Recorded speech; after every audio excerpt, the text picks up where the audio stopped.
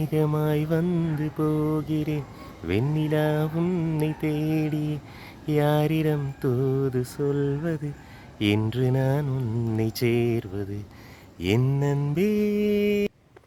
நிலவும் தேய்ந்து வளரும் அவள் நினைவோ தேய்வதில்லை. மீண்டும் மேகங்கள் நிலவை மூடிவிட்டது, அணைத்து விட்டது, அரவணைத்து விட்டது.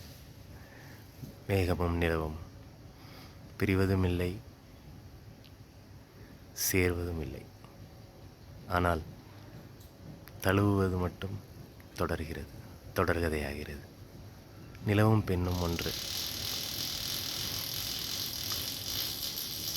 ஏன் நிலவையும் பெண்ணையும் ஒன்றுன்னு சொல்கிறாங்க தெரியுமா?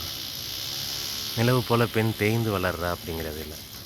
அவளோட கஷ்டங்கள் எல்லாத்தையும் அவளுக்குள்ளேயே மறைச்சி அதை சகித்து ஒரு அமாவாசை வரைக்கும் கஷ்டத்தை கொண்டு போய் அந்த இருள் எல்லாத்தையும் போட்டு முழுகடிச்சிட்டு மறுபடியும் புதுமையாக வெளியில் வரும்போது 3ஆம் பிறை பௌர்ணமி அப்படின்னு வளர்பிறையாக வரும்.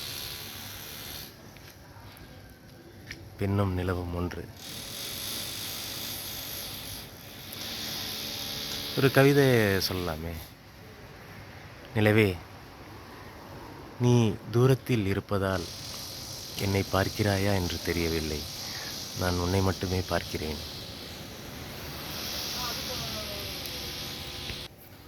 ஏன் தெரியுமா?